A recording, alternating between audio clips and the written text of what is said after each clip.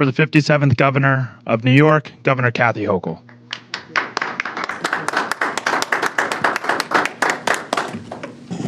Good afternoon.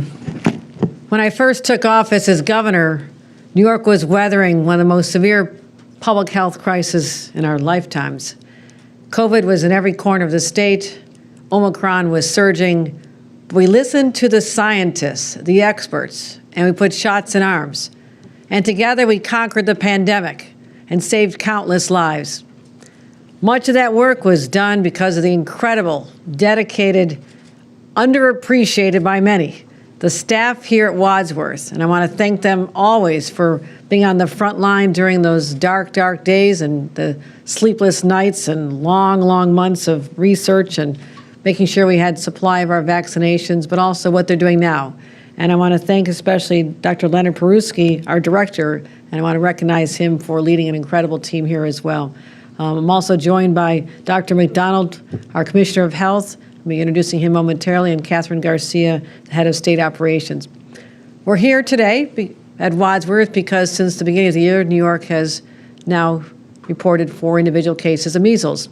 Now, this cannot be classified as an outbreak. We know how to handle this. We do not have another pandemic on our hands. But at this early stage, I thought it was important to sound the alarm to provide New Yorkers information and share our plan for stopping the spread of this disease any further. First, here are the facts. Like I said, we have 4 individual cases that we believe are unrelated, 3 in New York City, 1 in Suffolk County. Now, these numbers themselves are not inherently a cause for concern. And for example, in 2024, we had 15 cases, but nationwide, we're seeing very concerning trends, 350 measles cases around the country. 81% right now are part of an outbreak in West Texas. And of those sick in West Texas, 3/4 are unvaccinated. And also of great concern to us as a border state to Canada, there are 350 cases reported since last fall in Ontario, literally right across the border from our state. So the good news is we're alert, we're vigilant, we're watching, but also we have the power to stop any outbreak. It rests in our hands. Now, the measles vaccine is remarkably effective. According to the CDC, 2 doses of the MMR vaccine have a 97% effective rate. And this is available to all. Now, children get the shots, but also, if you're not sure if you had a shot when you were a child, you should see your doctor. Make sure that there's no danger in talking to your doctor about possibly getting immunized once again. And if you have your vaccination, the overwhelming evidence is that you'll be safe. It's the only thing to do. It's smart, it's responsible. For young people, the elderly, the immunocompromised, those are especially vulnerable individuals. So it's also not just protecting yourself, similar to the COVID vaccine, it's about protecting your community. And this is what the doctor will be speaking about momentarily as well. I know vaccinations have for some reason become a very divisive topic in recent years. It pains me to think that in the year 2025, that we're still debating whether vaccinations are safe, when in fact, the scientific evidence is overwhelming. Now, I want to speak directly to the leaders of our state, our clergy, the activists, the mentors, those who are looked up to, the pillars of our communities, who are really the ones who are the honest brokers, the ones who speak truth and people listen. I want them to help us take on this threat by helping get more information about vaccinations and literally getting shots in arms. Help us encourage everyday New Yorkers who want only the best for their families to get the vaccination, because there are numbers that are still deeply troubling. I look at the numbers of our state. Orange County, 64.9% are vaccinated. Yates County, only 55.8% are vaccinated. Now, the majority overall, 81% for the state of New York, that's a good number. It should be a higher number because otherwise, again, we are exposed. West Texas may seem like a long way off. Ontario is just across the border. And that is what people need to be aware of and why we're being so vigilant at this time. But I know a little bit about this because as a mom, I took my kids to those shots. I listened to them cry. but knew it was very, very important for their long-term health. And that's why we do what we do, looking out for our most precious, the most precious individuals in our world to us are our children. And I want to make sure that people know that when wrong information is being disseminated, that the truth tellers stand up and say, no, that is not accurate. Now, our concern also lies with the fact that the Health and Human Services Secretary, Robert F. Kennedy Jr., is the nation's leading vaccination skeptic. He's been quoted as saying that cod liver oil has been very good at results for people who are sick with measles. Do you agree with that, Dr. McDonald? No, it's terrible. All right, it's terrible. You heard it from Dr. McDonald. It is terrible. That is wrong. Cod liver oil will not protect you from measles. It's baseless, it's irresponsible, and puts lives at risk. He also said the decision to vaccinate is a personal one. A personal decision is, what are you going to do tonight for dinner? What are your weekend plans? What's for lunch? Those are personal decisions. But when it comes to the overall health of our state and the people we love, it's much larger than a personal decision. Let me end with this. We've had measles available since 1963. The vaccination has been determined to have saved 60 million lives over the last 20 years alone. 60 million lives. That's extraordinary. We cannot go backwards in this time of fear and disinformation. It'll only wreak havoc on our state. So I'm encouraging everyone, let's go forward together into an era where we actually respect the doctors and the researchers and scientific advancement. So no child ever has to suffer the effects of a 104-degree fever or the pain of a burning rash. We can make our society free from this, or at least our state. That's what I'm calling on all New Yorkers. If you've not been vaccinated, your child's not vaccinated, please step up and get it done. Adults, if you're not sure, there's no harm in asking again. And for anyone looking for more information, we ask you to visit our website, ny.gov/measles. Now I'd like to invite Commissioner McDonald to speak about his experience as a doctor. Thanks, Governor Hochul, and welcome everyone to one of our state health labs. It's good to have you here at Wadsworth, and thanks, Dr. Peruski, for making us feel so welcome. I just want to talk a little bit about immunization rates first. You know, I want to just put a little bit of specificity around our numbers in New York State. So when you look at one of the metrics I look at is what percentage of children do I have immunized under the age of 2? The number I want to see is over 95%. What I have in New York State right now is 81.4%. What we see, though, is in New York, people are getting their vaccine eventually. So by kindergarten, I need you to have 2 doses, and then I get up to over 90%. Still not over the 95% number I'm looking for. One of the things Governor Hochul talked about, though, is I have certain regions of the state where the vaccine reluctance is more of a concern than others. And I say reluctance intentionally. You know, I think there's a lot of reasons why people choose not to get a vaccine. But really, I think one of the things to underscore is the measles, mumps, and rubella vaccine, the one we use right now, that's been around since 1971. That's 54 years for those of you who can do the math really quick in your head. And the original measles vaccine's been around since 1963. It's a very safe vaccine. I've been a pediatrician for over 35 years. I still haven't had a parent call me after the measles, mumps, and rubella vaccine with a serious concern. And I've personally administered over tens of thousands of doses of vaccine. So I know what the measles, mumps, and rubella vaccine does. It protects children from measles. I want to talk a little bit, though, about the clinical presentation of measles. It's very likely no one in this room has ever seen anyone with measles except for me. So I thought I'd just share with you how measles usually presents. The first couple days, and I just want to keep this in mind, you don't show your measles symptoms till about 7 to 14 days after you're exposed. Just keep in mind, by the way, if in a room like this, if someone had measles and you guys weren't vaccinated, everybody would get measles. It's that contagious, right? Not even just everybody in the room, but anybody who walked in the room for the next hour and a half. I just want to underscore how contagious measles is. So the way the clinical presentation starts is someone starts with a cough, runny nose, runny eyes, and a fever. So it starts to look like a common cold at that point, although the fever can get up to 105, 104. So that's a little different than most colds, right? Then what happens next a couple days later is you get these little spots inside your mouth called Koplik spots. And Koplik spots are unique to measles. They see them in no other disease. And then the telltale rash of measles appears. It's kind of this flat red rash, and then red bumps appear. It starts on the head, goes down the trunk, and over to the extremities. So that's what happens with measles. Now, keep in mind, people are most contagious with measles 4 days before they get the rash and 4 days after they've had the rash. Couple things about measles. You know, it's not a harmless childhood infection. That's really not true. If you look at the numbers on the U.S. outbreak right now, you know, keep in mind, 350 cases in the United States right now, that's a lot. But you're seeing about 1 in 5 or 20% end up in the hospital. That means they were sick enough to end up in a hospital.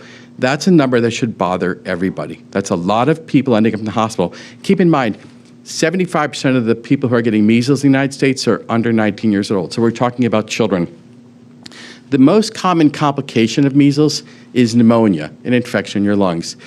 Less common, but more serious, is encephalitis. Encephalitis is an infection around your brain. So that's very serious as well. One of the things that happens with measles, by the way, too, which doesn't happen with other diseases, this has only been learned in the last decade or so, is something called measles immune amnesia. In other words, if you get measles for the next couple weeks, couple months, or a year, depending on who you are in your immune system forgets how to fight other infections. So you're more susceptible to other infections. And so that's just one of the reasons why I make sure it's really clear. Measles is not a harmless childhood infection. Measles is a serious disease, and it can be prevented. So I want to talk a little bit more about what we're doing as New York State Department of Health about this. So February 26th, we sent out a provider advisory to all the local health departments, all the healthcare providers in New York State. And here's what we said. Here's what the situation is in the United States with measles. We're reminding people, what does measles look like? Keep in mind, most physicians have never seen a patient with measles. They've just learned about it from books. And then we also remind people, how do you get the specimen to test for measles? Because, you know, as a doctor, if you don't do something often, you don't always remember how to get the test. So how do we get the specimen and where it needs to go to? And I think it's important that people understand, we interact with local health departments and healthcare providers a lot, through health advisories a lot. We're their expert, and we're making sure they're your expert. Another thing we did is we made a 1-minute public service announcement. What I did is I spoke directly to individuals. It's circulating right now on social media, just explaining to people what measles is, why the vaccine's so important. And just an example of one of the things we do, we interact all year long with local health departments and other experts. But yesterday, for example, I was in Saratoga. We had the statewide immunization meeting where all the local health departments were convened. And we talked not just about measles, but all vaccine-preventable diseases, just to get new ideas and new strategies about how to really address vaccine hesitancy, but just as importantly, to address vaccine confidence and make sure we understand that people can shore up vaccine confidence. One of the things I really thought that was great that Governor Hochul said, I think it's so important, is it's really important for community leaders to be ambassadors for immunizations. I've been a pediatrician for 35 years. I have the safest, most effective vaccines I've ever seen in my career. I want everyone to be prevented from getting these diseases, and I want to underscore how effective they are. The measles, mumps, and rubella vaccine, 97% effective. We can achieve herd immunity. And one of the things I want to close with is, this disease should be eliminated, not just in the United States, but across the globe. We could actually eradicate measles across the globe. It's not for want of technology. It's just for want of people, not just in New York, not just in the United States, but across the globe, availing themselves to the vaccine. Fortunately, in New York State, in the United States, there's no shortage of vaccine, plenty available. Anybody can get it who wants it. And with that, I'm going to turn it back over to the governor. Thank you very much. Thank you, Dr. McDonald, always reminding me why I selected you as my Commissioner of Health. You just have a down-to-earth, natural way of communicating that is so relatable, and that is a great one of your greatest strengths. And you always take it back to your days as a pediatrician, which is so valuable. Again, having seen measles cases, unlike many people in the profession, it certainly gives us an advantage here in the state. So thank you for all you do, and happy to take any on-topic questions. Yeah, Governor, the patients in New York State who have been diagnosed, did they travel elsewhere, or did others from other places in the country visit them? Do you have the data on how? Yeah, we have that. Yeah. So that's a great question, right? Because one of the things you're asking is it imported, right? And so of the 4 cases, 3 were imported. In other words, travel-associated cases. The other one we don't have a source for. But one of the things that's important to understand is right now we haven't seen any secondary cases from measles, and I want to underscore, that's not an accident. That's because local health departments do the hard work of informing everyone, finding out who's a contact, and one of the things you can do for someone if you've been exposed to measles, we can give you post-exposure prophylaxis, in other words, immune globulin, if you haven't had the vaccine. But I need people to really, I don't want to keep driving this point home, my friends, but it's the main point. I have a safe and effective vaccine. It's been around since 1971, best protection available. Please don't get lost in this. And here's a little thing. Some of you look like you might have been born before 1957. I won't tell you who. But if you've been born since before 1957, you're considered measles immune. If you've been born after 1957, you need 2 doses. So we give now 1 dose when you're 12 to 15 months old, and the second dose when you're going to kindergarten, right? But if you're an adult and you haven't had 2 doses, don't get blood titers to see if you're immune. Just ask your doctor for the second dose of measles, mumps, and rubella vaccine. Thank you. Another question for Dr. McDonald. If parents suspect that their child might be infected, would it be irresponsible, would it put others at risk to take that child to the ER? So if you suspect your child has measles, what you want to do is call your doctor first. Because, what a lot of doctors is have a way to enter the office so you can be seen here, right? And then you can see it privately. When you go to the emergency department, what you end up doing is exposing everyone else in the emergency department. Remember how I gave you the illustration of this room? If someone had measles, we all weren't immunized, everybody would be infected, right? So if you go to the emergency department, you're exposing everyone to your case of measles. Now, when you think of that waiting room in the emergency department, you don't know who's had the measles vaccine, and you also don't know, more importantly, who's got a compromised immune system. There's a reason why they're called emergency departments. Everybody goes there, right? So you really don't want to go to the emergency department unless it's really an emergency. And even then, you want to call ahead and let them know you're coming because they usually have a way for you to enter there. So I think it's important to be very thoughtful about how you're going to access health care. Okay, Raga?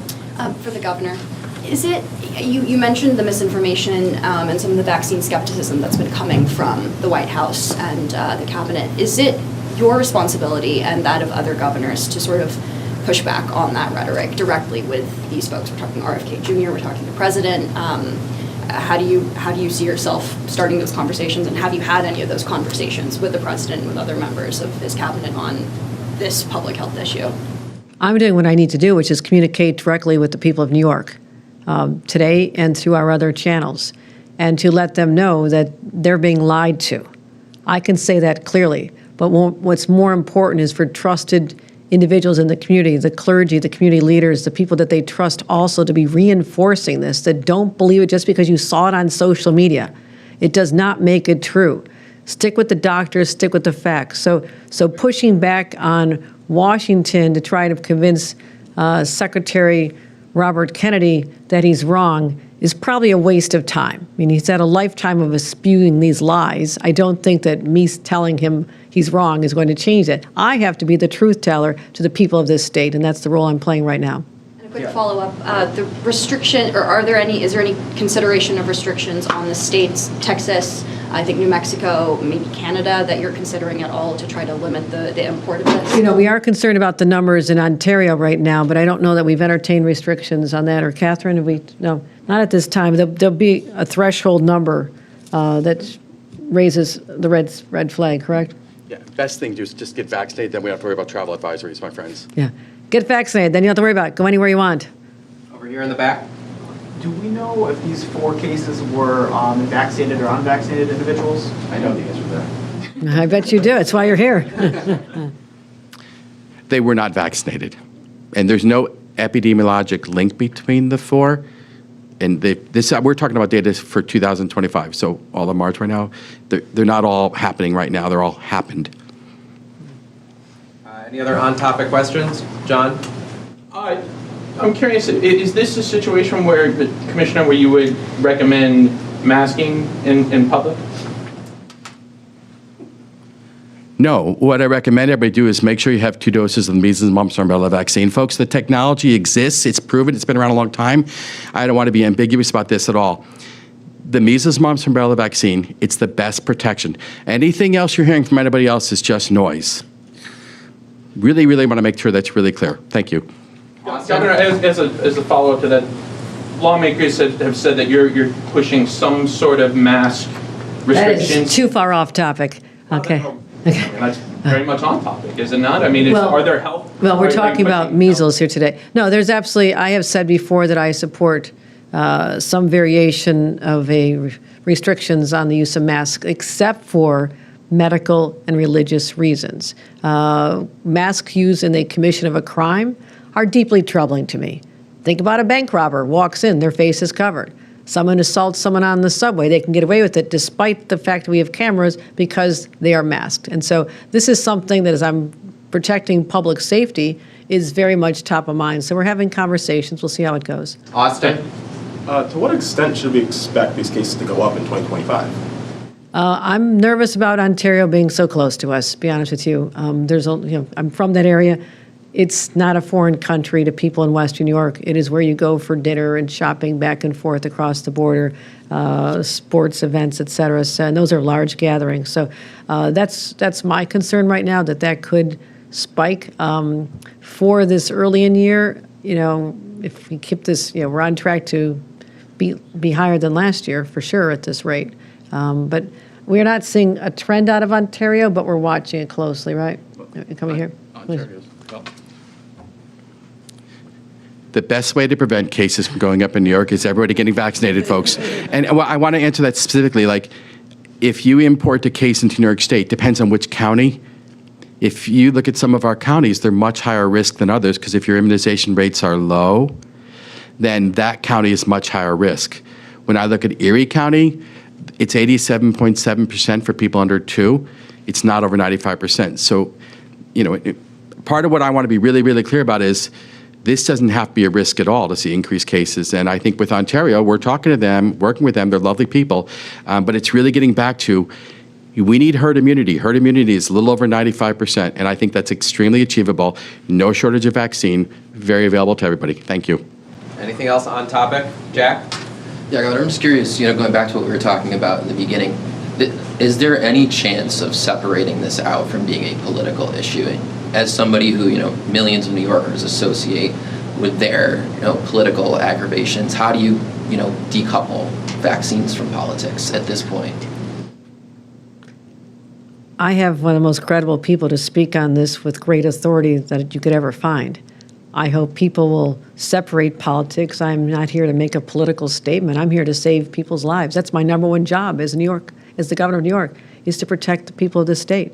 This is one way I'm doing this to protect people of the state, to sound the alarm that if you are not vaccinated, you and your loved ones are very exposed to a possibly deadly disease. So, but if people don't want to hear it from me, they should listen to Dr. McDonald. Been doing this for 35 years. Right. Thanks, everybody. I appreciate it. All right.